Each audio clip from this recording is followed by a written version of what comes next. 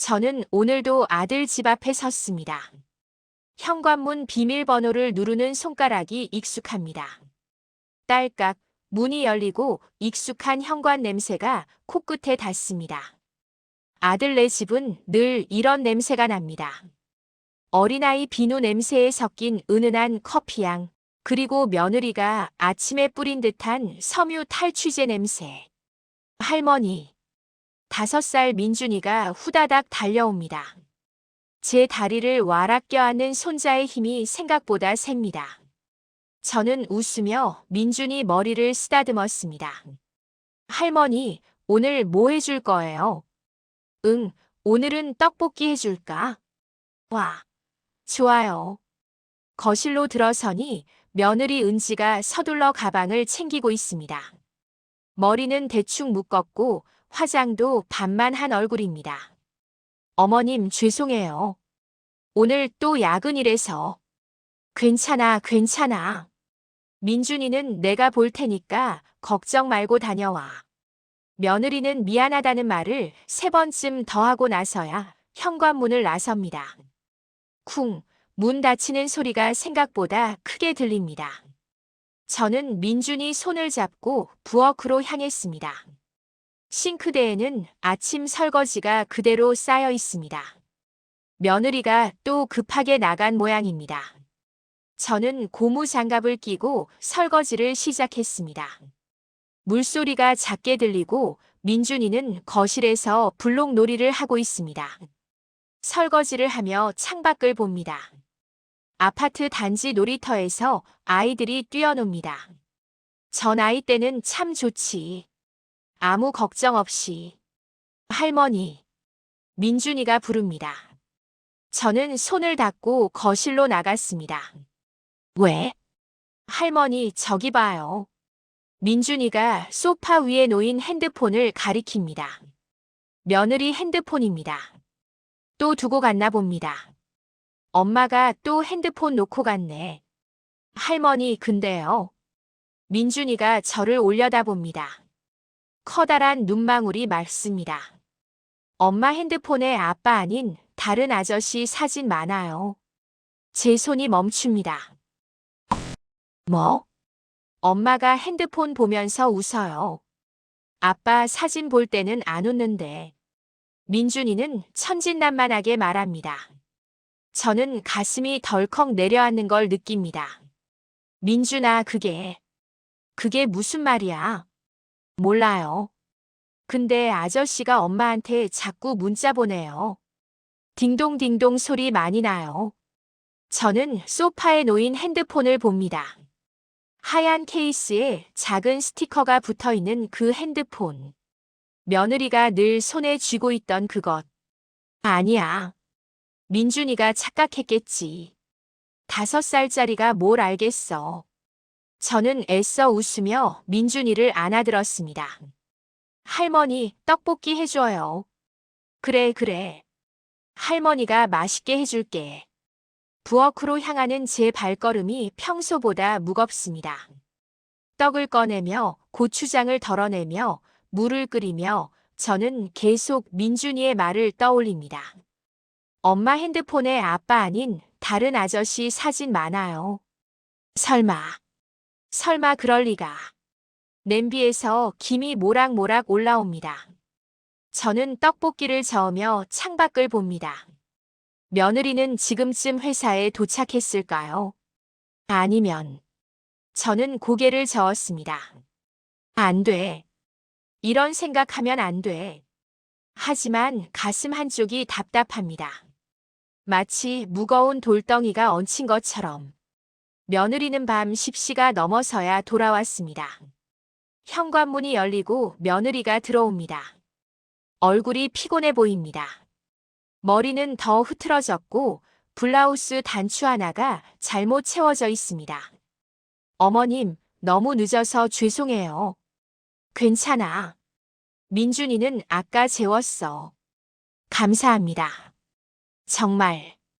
며느리는 소파에 털썩 앉습니다. 그리고 거실을 둘러봅니다. 찾는 게 있나 봅니다. 어머님, 혹시 제 핸드폰 못 보셨어요? 아, 거기. 소파 쿠션 사이에 있어. 며느리가 핸드폰을 찾아듭니다. 화면을 켜는 순간 며느리 얼굴에 미세한 긴장이 스칩니다. 저는 그걸 놓치지 않았습니다. 며느리는 재빨리 화면을 확인하고는 핸드폰을 가방에 넣습니다. 어머님, 오늘도 정말 감사했어요. 제가 요즘 너무 바빠서.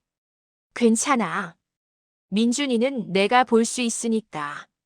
네. 그럼 저는 씻으러 갈게요. 며느리가 방으로 들어갑니다. 문이 닫히고 샤워하는 물소리가 들립니다. 저는 거실에 혼자 앉아 있습니다. 민준이의 말이 자꾸 맴돕니다. 엄마 핸드폰에 아빠 아닌 다른 아저씨. 아니야. 아닐 거야. 하지만 며느리가 핸드폰을 들었을 때 그 표정. 뭔가 감추는 듯한 그 눈빛. 저는 가방을 들고 일어섰습니다. 집으로 가야죠. 이제. 현관문을 나서며 뒤돌아봅니다. 욕실 불빛이 새어나오고 물소리가 들립니다. 저는 문을 닫았습니다. 엘리베이터를 기다리며 저는 핸드폰을 꺼냅니다. 아들에게 전화를 걸까 하다가 멈춥니다. 아니야. 아직은 아니야. 확실한 것도 없는데 아들한테 말하면 오히려 제가 나쁜 시어머니가 됩니다. 엘리베이터 버튼을 누르는 손가락이 떨립니다. 그날 이후로 저는 며느리를 보는 눈이 달라졌습니다. 아니, 정확히 말하면 달라지려고 애쓰지 않았는데도 저절로 달라졌습니다. 며느리가 웃으면 그 웃음이 진짜인지 의심하게 되고, 며느리가 야근이라고 말하면 정말 회사에 가는 건지 궁금해집니다. 오늘도 저는 아들 집에 왔습니다. 어제보다 30분 일찍 왔습니다. 며느리는 아직 출근 준비 중입니다. 어머님, 오늘 일찍 오셨네요.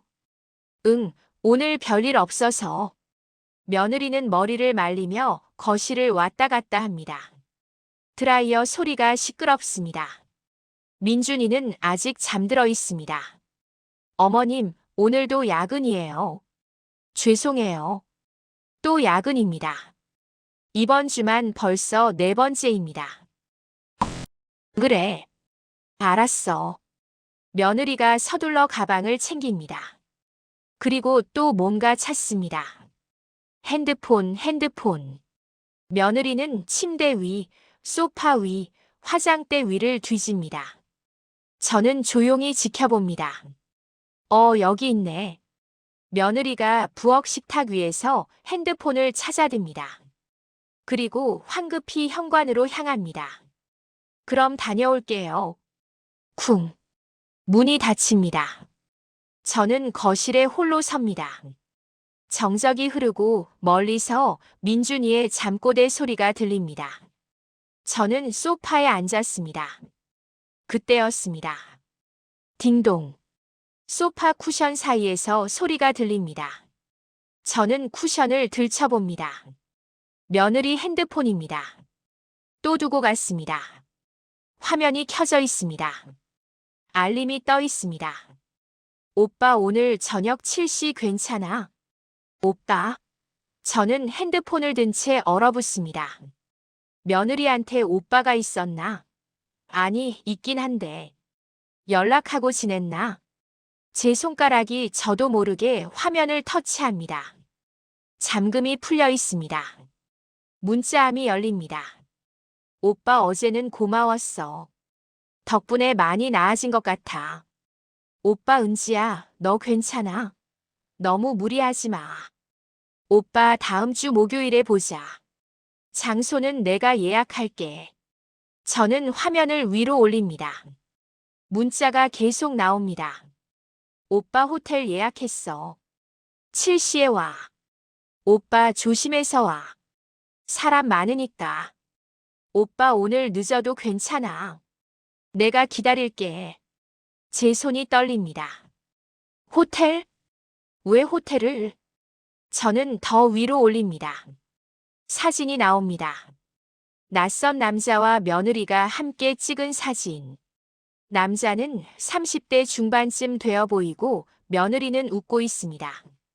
제가 본 적 없는 표정으로 제 머릿속이 하얘집니다. 아니야. 이건 아니야.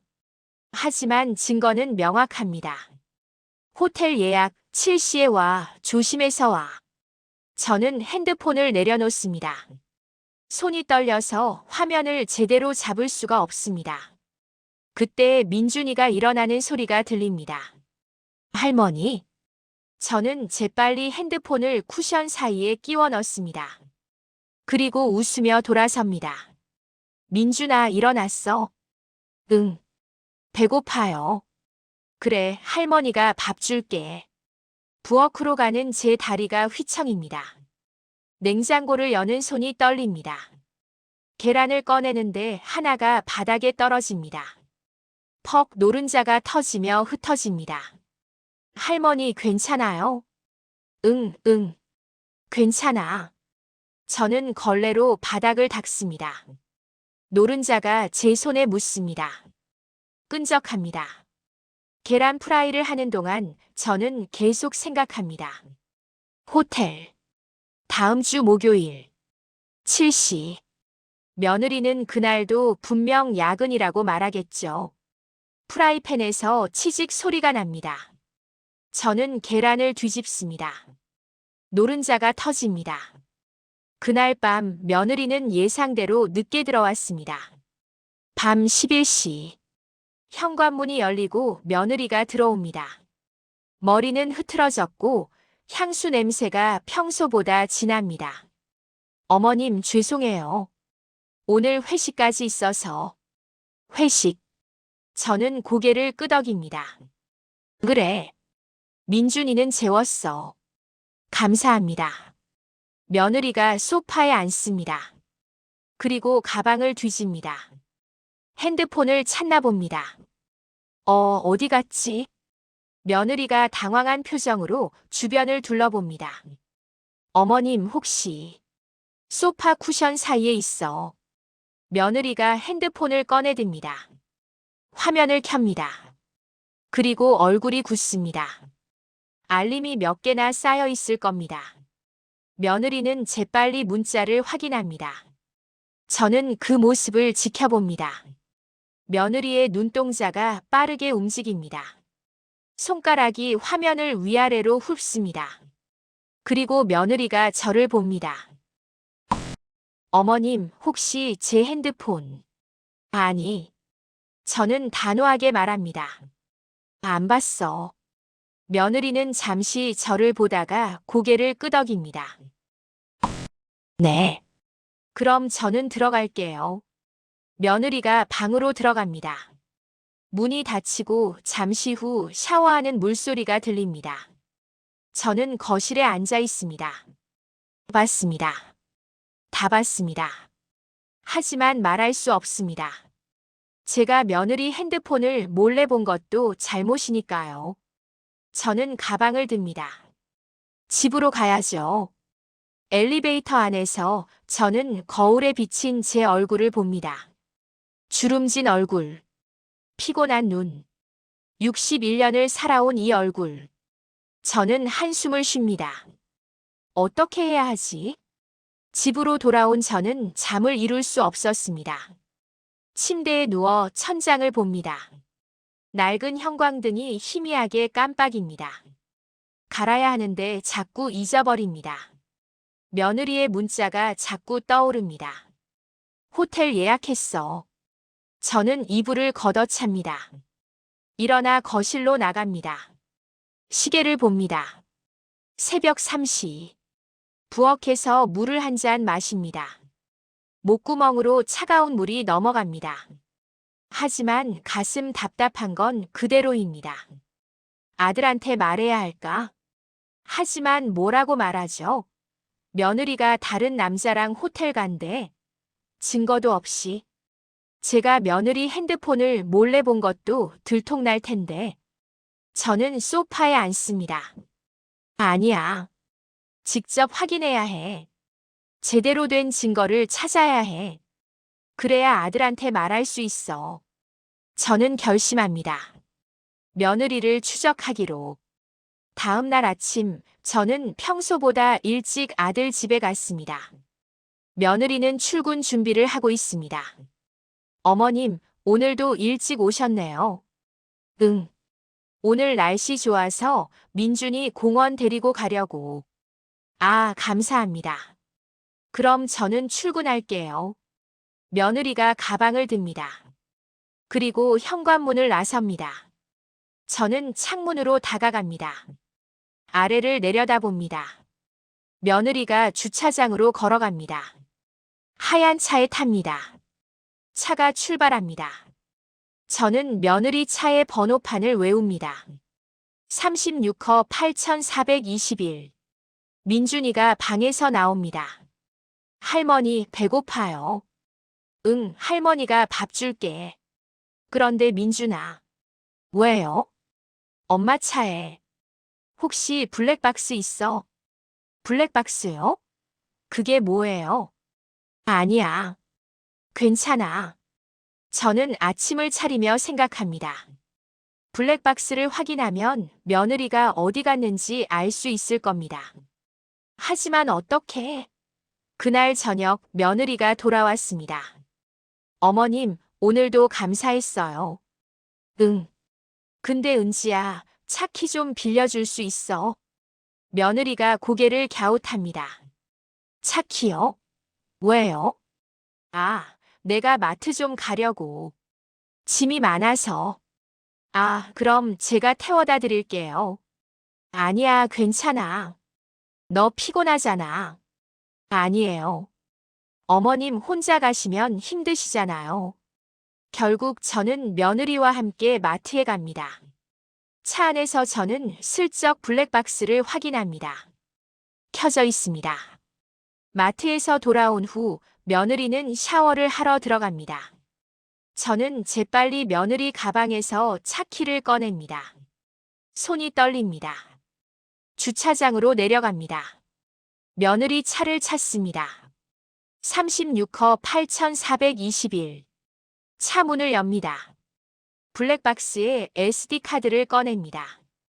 그리고 다시 집으로 올라갑니다. 샤워하는 물소리가 아직 들립니다.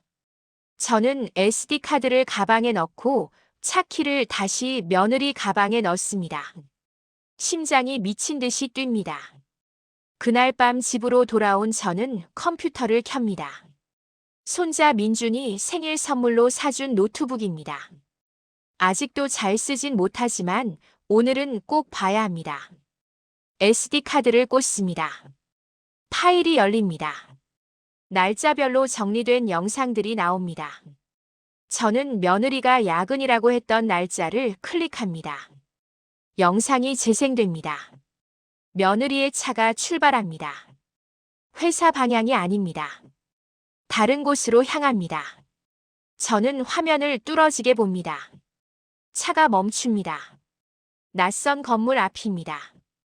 그랜드 호텔 간판이 보입니다. 며느리가 차에서 내립니다. 그리고 호텔 안으로 들어갑니다. 저는 영상을 멈춥니다. 손이 떨립니다. 정말이었습니다. 며느리는 호텔에 갔습니다. 저는 의자에 털썩 주저앉습니다. 어떻게 해야 하지? 아들한테 말해야 하나? 하지만 아직 확실한 건 아니잖아. 호텔에 간 건 맞지만 그 남자를 만난 건지는 모르잖아. 저는 다시 영상을 재생합니다. 며느리가 호텔에서 나옵니다. 2시간 후입니다. 혼자 나옵니다. 저는 한숨을 쉽니다. 더 확인해야 합니다. 더 확실한 증거를. 다음 날 저는 결심합니다. 직접 며느리를 미행하기로. 며느리가 야근이라고 말한 날 저는 민준이를 재우고 집을 나섭니다. 택시를 탑니다. 그랜드 호텔로 가주세요. 네. 택시가 출발합니다. 저는 창밖을 봅니다. 밤 거리의 불빛들이 스쳐 지나갑니다. 호텔 앞에 도착합니다. 저는 호텔 로비 구석 소파에 앉습니다. 신문을 펼쳐듭니다. 하지만 글자는 하나도 눈에 들어오지 않습니다. 30분쯤 지났을까요? 며느리가 들어옵니다. 저는 신문으로 얼굴을 가립니다. 며느리는 엘리베이터를 탑니다. 저는 며느리가 탄 엘리베이터의 층수를 확인합니다. 7층에서 멈춥니다. 저는 다른 엘리베이터를 탑니다. 7층에 올라갑니다. 복도를 조심스럽게 걷습니다. 카펫이 발소리를 죽입니다.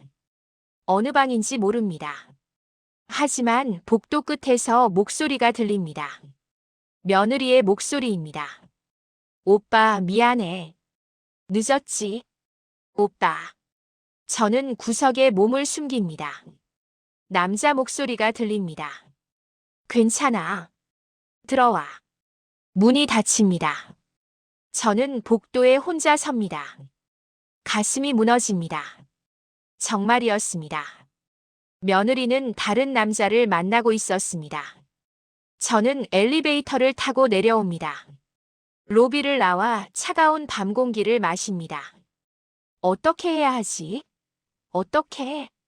저는 며칠을 고민했습니다. 아들한테 말해야 할까? 하지만 어떻게 말하죠? 며느리가 다른 남자랑 호텔에서 만나더라. 그럼 아들은 뭐라고 할까요? 엄마 어떻게 알았어요? 며느리 미행했어요. 그럼 저는 뭐라고 대답하죠? 저는 부엌에서 설거지를 합니다. 물소리가 크게 들립니다. 그릇을 씻으며 저는 계속 생각합니다. 딩동. 초인종이 울립니다. 저는 손을 닦고 현관으로 갑니다. 문을 엽니다. 낯선 여자가 서 있습니다.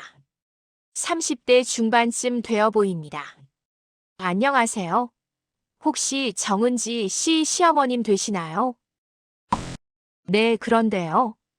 아, 저는 은지 언니 친구 수진이라고 해요. 언니한테 어머님 이야기 많이 들었어요. 며느리 친구? 아, 그래요. 근데 혹시 잠깐 이야기 나눌 수 있을까요? 은지 언니 이야기인데. 저는 문을 열어줍니다. 수진이 들어옵니다.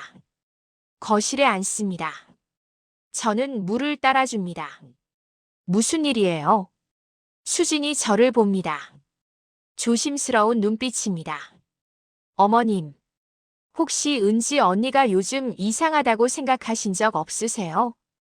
제 손이 멈춥니다. 이상하다니? 야근도 자주 하고 뭔가 숨기는 것 같고. 저는 수진을 뚫어지게 봅니다. 당신은 뭘 알고 있는 거예요? 수진이 한숨을 쉽니다. 어머님, 저도 처음에는 몰랐어요. 그런데 우연히 알게 됐어요. 은지 언니가. 뭘 알게 됐는데요? 은지 언니가 요즘 힘들어하고 있어요. 많이요. 그게 무슨. 어머님, 은지 언니가 요즘 만나는 남자 있잖아요. 제 심장이 쿵 내려앉습니다. 알고 있었어요. 수진이 고개를 끄덕입니다. 네. 저도 처음에는 깜짝 놀랐어요. 은지 언니가 그럴 사람이 아닌데. 그래서 그게 누구예요? 어떤 남자예요? 수진이 입술을 깨뭅니다. 어머님, 제가 말씀드려도 될지 모르겠지만. 말해요. 제가 알아야 해요. 수진이 저를 봅니다. 그리고 천천히 입을 엽니다. 어머님, 그 남자는 은지 언니. 딩동. 초인종이 울립니다. 저는 벌떡 일어납니다. 문을 엽니다.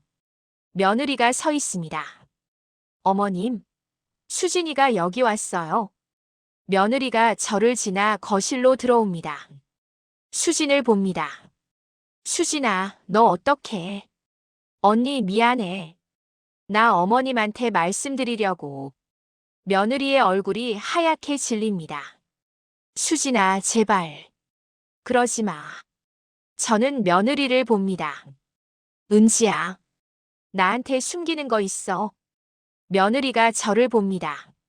눈가가 붉어집니다. 어머님, 있으면 말해. 지금 며느리가 입술을 깨뭅니다. 손이 떨립니다. 어머님, 왜 다른 남자를 만나? 왜 호텔에 가? 우리 아들한테 왜 거짓말을 해? 며느리가 고개를 떨굽니다. 어머님, 그게 아니에요. 그게 아니긴 뭐가 아니야. 내가 다 봤어. 블랙박스도 확인했고, 내가 호텔 가는 것도 봤어. 며느리가 울음을 터뜨립니다. 어머님, 그게 아니에요. 수진이 일어섭니다. 어머님, 잠깐만요. 제가 설명할게요. 당신은 누구길래 끼어들어? 어머님, 제발 들어주세요. 은지 언니가 만나는 그 남자는 수진이 심호흡을 합니다. 은지 언니 오빠예요. 제 머릿속이 하얘집니다. 뭐? 은지 언니 친오빠요. 은지 언니는 오빠를 만나고 있었어요. 저는 며느리를 봅니다. 며느리가 고개를 끄덕입니다. 눈물이 뚝뚝 떨어집니다. 어머님, 죄송해요. 제가 말씀드렸어야 했는데, 저는 주저앉습니다. 오빠, 친오빠였다고? 그럼 그 문자들은, 호텔 예약은, 왜 친오빠를 호텔에서 만나? 며느리가 흐느낍니다. 오빠가 사업 실패했어요. 빚이 너무 많아서. 그래서 오빠가 채권자들 피해 다니고 있어요. 집도 없어요. 그래서 며느리가 말을 잇지 못합니다. 수진이 대신 말합니다. 은지 언니가 오빠 호텔비를 대주고 있어요. 그리고 돈도 빌려주고. 저는 며느리를 봅니다. 그럼 그 돈은 어디서 났어? 며느리가 고개를 숙입니다. 제 월급이요. 월급으로 어떻게 오빠 호텔비를 대줘? 그것도 몇 달씩. 며느리가 대답하지 못합니다. 수진이 말합니다. 야간 아르바이트요. 은지 언니가 회사 끝나고 밤에 다른 데서 일해요. 저는 숨이 막힙니다. 야근이 아니라 아르바이트였어. 며느리가 고개를 끄덕입니다. 편의점이요. 밤 10시부터 새벽 2시까지. 저는 며느리를 봅니다.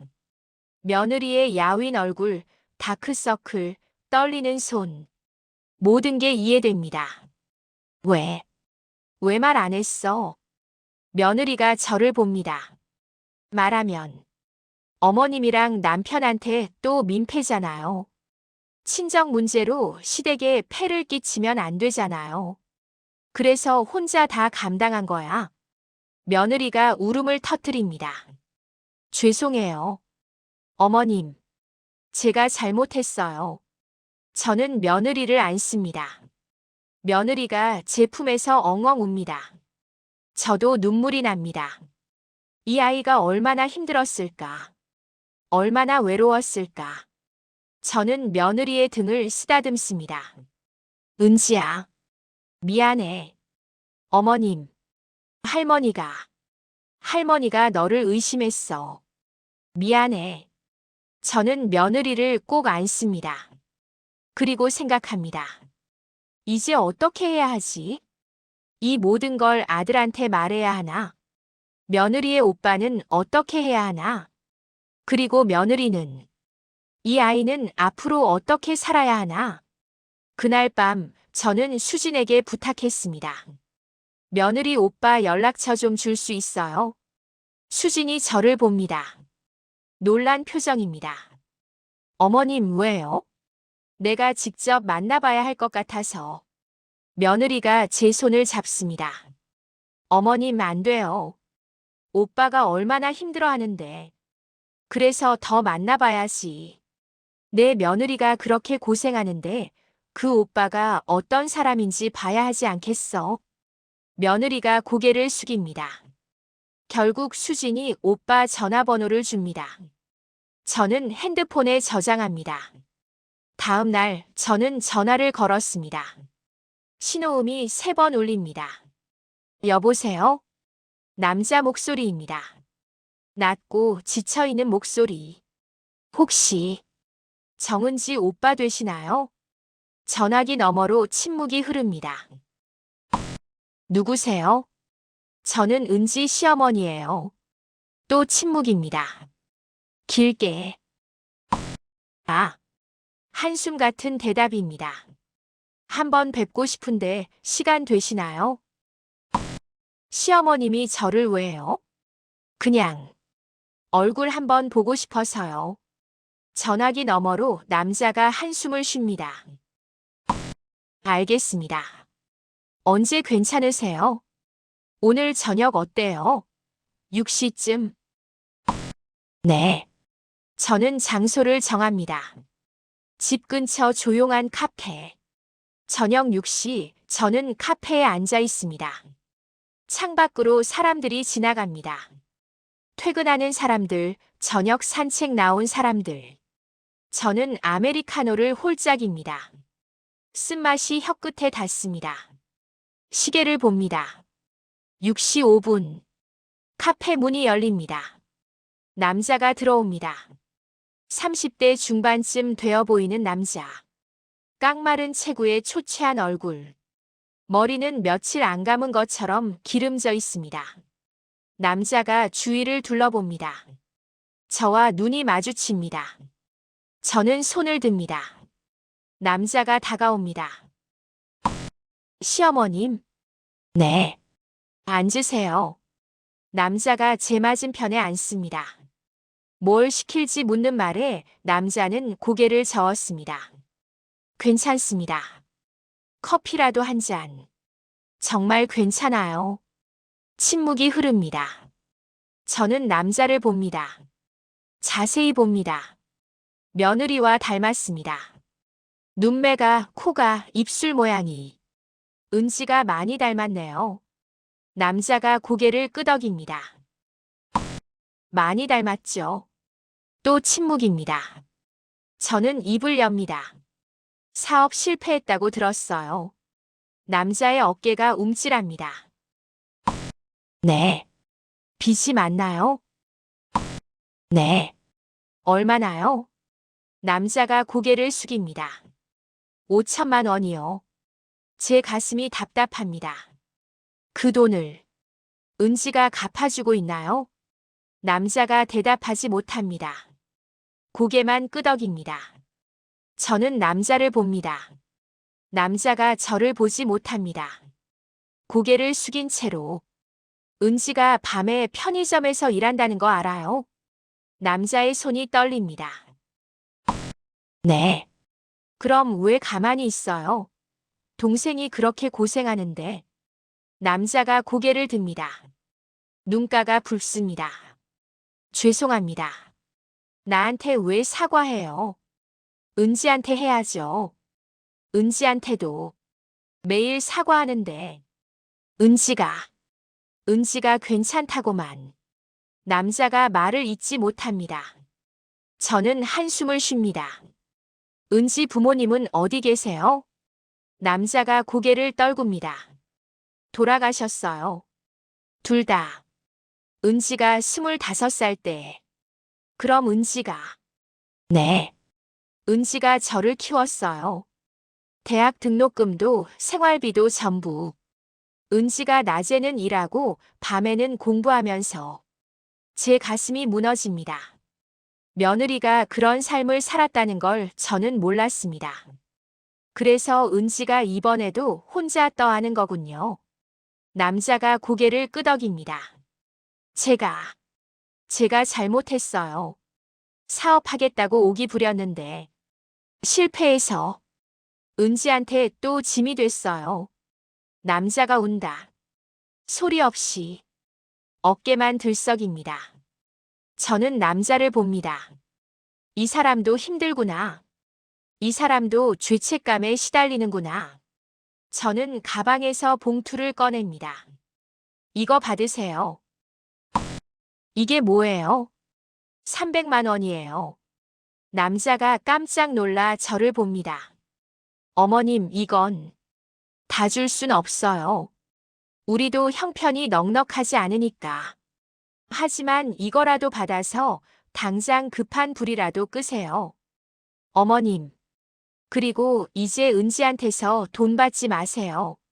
남자가 고개를 숙입니다. 죄송합니다. 나한테 사과하지 말고 은지한테 사과하세요. 그리고 이제부터는 오빠가 동생 챙기세요. 지금까지는 동생이 오빠 챙겼으니까. 남자가 눈물을 닦습니다. 네. 네, 어머님. 저는 일어섭니다. 그럼 저는 이만. 어머님. 남자가 저를 부릅니다. 은지. 은지 좀 잘 부탁드려요. 은지는 정말 좋은 애예요. 저는 고개를 끄덕입니다. 알아요. 카페를 나옵니다. 차가운 저녁 바람이 얼굴에 닿습니다. 저는 걸으며 생각합니다. 며느리가 어떤 삶을 살아왔는지, 얼마나 혼자 버텨왔는지, 그리고 제가 며느리를 얼마나 몰랐는지. 집으로 돌아온 저는 잠을 이룰 수 없었습니다. 며느리 오빠의 얼굴이 자꾸 떠오릅니다. 초췌한 얼굴, 떨리는 손, 그리고 은지는 좋은 애예요 라는 말. 저는 일어나 거실로 나갑니다. 핸드폰을 듭니다. 며느리에게 전화를 걸까 하다가 멈춥니다. 아니야. 전화로는 안 돼. 직접 만나야 해. 다음 날 아침, 저는 아들 집으로 갑니다. 평소보다 일찍 갔습니다. 며느리가 출근하기 전입니다. 초인종을 누릅니다. 며느리가 문을 엽니다. 깜짝 놀란 표정입니다. 어머님, 이 시간에. 은지야, 우리 잠깐 이야기 좀 할까? 며느리의 얼굴이 굳습니다. 들어오세요. 거실에 앉습니다. 며느리가 물을 따라줍니다. 손이 떨립니다. 물이 컵 밖으로 조금 넘칩니다. 은지야. 네. 어제 내 오빠 만났어. 며느리의 얼굴이 하얗게 질립니다. 어머님. 오빠한테 돈 좀 줬어. 어머님. 왜 그러셨어요? 제가 알아서 할 텐데. 은지야. 저는 며느리의 손을 잡습니다. 내가 알아서 하려면 얼마나 더 고생해야 돼? 편의점 알바는 언제까지 할 거야? 며느리가 고개를 숙입니다. 몰라요. 은지야, 이제 그만해. 어머님, 이제 우리한테 기대. 우리도 가족이잖아. 며느리가 눈물을 흘립니다. 어머님, 제가 잘못했어요. 뭘 잘못했어? 제가 시댁에 말씀드렸어야 했는데. 혼자 다 떠안으려고 해서. 왜 말 안 했어? 며느리가 울먹입니다. 무서웠어요. 뭐가? 시댁에서 저를 친정 때문에 피해준다고 생각할까봐. 그래서 더 이상 집에 못 있게 될까봐. 제 가슴이 미어집니다. 은지야, 넌 왜 그렇게 생각했어? 어머님, 저는 친정이 없잖아요. 부모님도 돌아가시고, 오빠는 저렇고, 시댁이 저한테는 전부예요. 만약에 댁에서도 저를 안 받아주면 저는 갈 곳이 없어요. 며느리가 엉엉 웁니다. 저는 며느리를 안습니다. 바보야. 우리가 널 어떻게 안 받아줘. 넌 우리 가족이야. 어머님. 은지야, 미안해. 할머니가 너한테 그런 생각 들게 해서. 아니에요, 어머님. 어머님 잘못 아니에요. 며느리가 제 품에서 울고 또 웁니다. 저도 울었습니다. 이 아이가 얼마나 외로웠을까.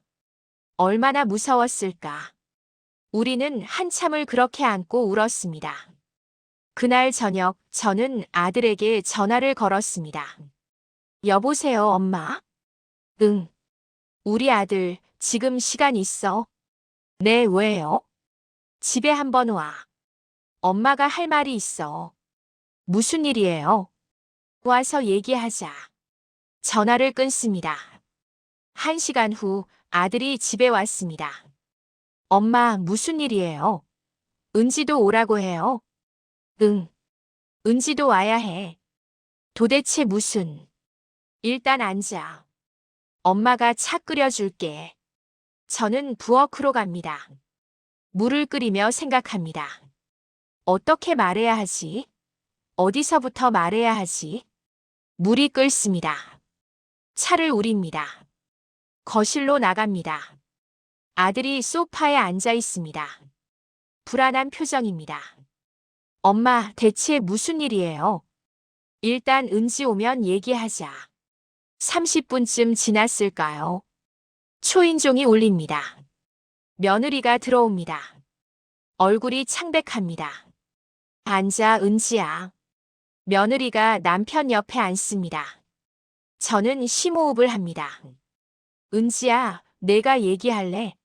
아니면 엄마가 할까? 며느리가 저를 봅니다. 눈가가 붉습니다. 제가 할게요. 며느리가 남편을 봅니다. 여보, 미안해. 내가 숨긴 게 있어. 아들이 며느리를 봅니다. 뭘 숨겼는데? 오빠 사업 실패했어. 빚이 5천만 원이야. 아들의 얼굴이 굳습니다.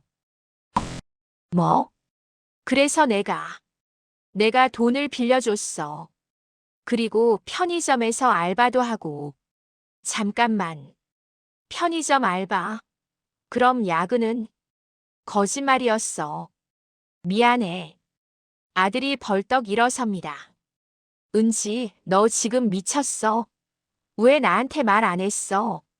여보, 5천만 원이면 큰 돈이야. 왜 혼자 떠안아? 왜? 아들이 소리칩니다. 며느리가 고개를 숙입니다. 미안해. 미안하긴. 넌 왜 맨날 혼자 다 해결하려고 해? 저는 아들을 말립니다. 야, 우리 아들. 진정해. 엄마, 이게 진정할 일이에요. 은지가 지금 몇 달 동안 날 속인 거예요. 그럴 만한 이유가 있었어. 이유가 뭐예요? 저는 며느리를 봅니다. 며느리가 저를 봅니다. 저는 아들을 봅니다. 은지가 우리한테 미안해서 그랬대. 뭐가 미안해요? 친정 문제로 시댁에 피해주는 게. 아들이 멈춥니다. 그게 무슨 소리예요? 은지는 자기가 시댁에서 쫓겨날까봐 무서웠대. 친정 때문에. 아들이 며느리를 봅니다. 은지, 너 진짜 그렇게 생각했어? 며느리가 고개를 끄덕입니다. 아들이 며느리를 안습니다. 바보야. 내가 널 왜 쫓겨나게 해? 넌 내 아내잖아. 며느리가 남편 품에서 옵니다. 미안해. 여보, 미안해. 아니야, 내가 미안해. 내가 그렇게 힘든 줄도 모르고. 두 사람이 안고 옵니다. 저도 눈물이 납니다. 그래. 이렇게 하는 거야. 가족은 이렇게 함께 아파하는 거야. 그날 밤 우리는 오랜 시간 이야기를 나눴습니다. 며느리의 오빠 이야기, 빈 이야기, 앞으로 어떻게 할지. 아들이 말합니다. 엄마, 그 300만 원은 엄마 적금 깬 거야. 괜찮아. 엄마. 우리 아들, 엄마가 이럴 때 쓰라고 모은 거야. 아들이 고개를 숙입니다. 감사합니다, 엄마. 며느리가 말합니다. 어머님, 정말 죄송해요. 쟤 때문에 어머님 적금까지. 괜찮아, 은지야. 그거 어차피 너네 줄 돈이었어. 며느리가 눈물을 닦습니다. 아들이 말합니다. 그래도 5천만 원은 우리가 어떻게 갚아요? 침묵이 흐릅니다. 저는 입을 엽니다. 조금씩 갚으면 돼. 조금씩이요? 응. 매달 조금씩, 천천히. 우리 셋이 함께. 아들이 고개를 끄덕입니다. 네. 그렇게 하죠. 며느리가 말합니다. 저는 편의점 알바 계속할게요. 그래야 빨리. 안 돼. 제가 단호하게 말합니다. 은지야, 넌 이제 그만해. 내 몸 망가진다. 하지만 어머님. 엄마 말이 맞아, 은지야. 넌 이미 너무 무리했어. 아들이 며느리의 손을 잡습니다. 내가 더 벌게. 부업이라도 할게. 여보. 은지야, 이제 내 혼자 짊어지지 마. 우리 함께 하자.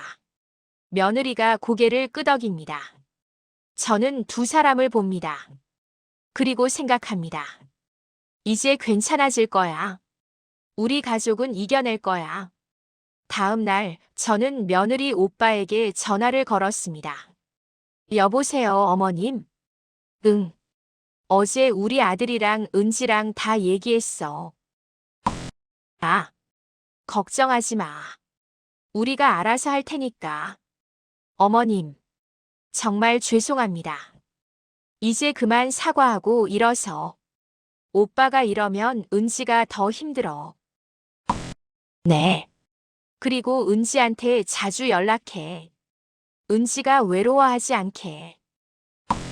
네, 어머님. 전화를 끊습니다. 저는 창밖을 봅니다. 봄이 오고 있습니다. 나무에 연두색 잎이 돋아나고 있습니다. 저는 생각합니다. 며느리도 이제 조금씩 나아지겠죠. 우리 가족도. 일주일 후 며느리가 편의점 알바를 그만뒀습니다. 아들은 부업을 시작했습니다. 주말에 대리운전을 합니다. 저도 집에서 할 수 있는 일을 찾았습니다. 손뜨개 소품을 만들어 팔기로 했습니다. 며느리가 말합니다. 어머님까지 그러실 필요 없어요. 아니야. 할머니도 뭔가 하고 싶어. 며느리가 웃습니다. 감사해요, 어머님. 저는 며느리의 손을 잡습니다. 은지야, 이제 힘들 때 말해. 혼자 사귀지 말고. 네. 며느리가 눈물을 글썽입니다. 저는 며느리를 안습니다. 이 아이가 이제는 웃을 수 있기를. 이 아이가 이제는 행복할 수 있기를. 한 달이 지났습니다. 며느리의 생일이 다가왔습니다. 저는 아침 일찍 일어나 시장에 갑니다. 미역을 삽니다. 제일 좋은 것으로. 소고기도 삽니다. 며느리가 좋아하는 부위로. 집으로 돌아와 준비를 시작합니다. 미역을 불리고 소고기를 양념합니다. 냄비에 참기름을 두르고 소고기를 볶습니다. 지글지글 소리가 납니다. 미역을 넣고 볶습니다. 물을 붓습니다. 국이 끓습니다. 김이 모락모락 올라옵니다. 저는 국을 저으며 생각합니다. 며느리가 좋아할까?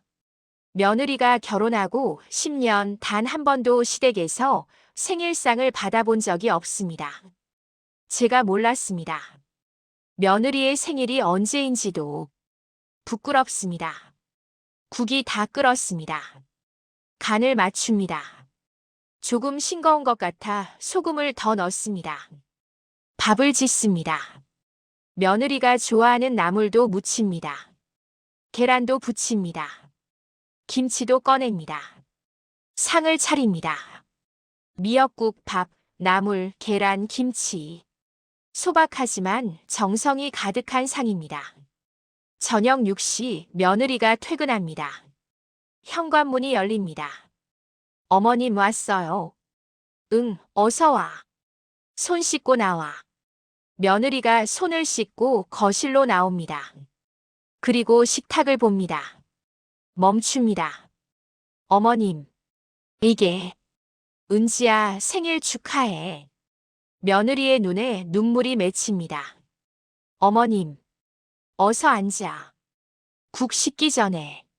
며느리가 식탁에 앉습니다. 미역국을 바라봅니다. 저는 며느리 옆에 앉습니다. 은지야, 할머니가 늦었지만 생일 축하해. 며느리가 저를 봅니다. 눈물이 뚝뚝 떨어집니다. 어머님, 감사해요. 울지 마. 어서 먹어. 며느리가 숟가락을 듭니다. 미역국을 한술 뜹니다. 입에 넣습니다. 그리고 옵니다.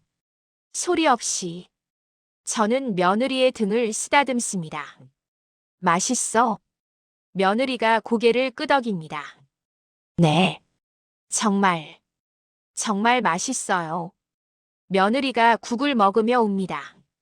저도 울었습니다. 이 아이가 결혼하고 10년 단 한 번도 시댁에서 이런 걸 받아본 적이 없다는 게 너무 미안했습니다. 밥을 다 먹고 우리는 거실에 앉았습니다. 며느리가 말합니다. 어머님, 정말 감사해요. 제 인생에서 이렇게 따뜻한 생일은 처음이에요. 은지야, 할머니가 미안해. 그동안 내 생일도 몰랐어. 아니에요. 괜찮아요. 아니야. 할머니가 너한테 관심이 없었어. 며느리로만 봤지 한 사람으로는 안 봤어. 며느리가 고개를 젓습니다. 어머님, 그런 거 아니에요. 은지야, 사실대로 말해. 할머니가 너한테 잘못한 거 많지? 며느리가 입술을 깨뭅니다. 가끔은요.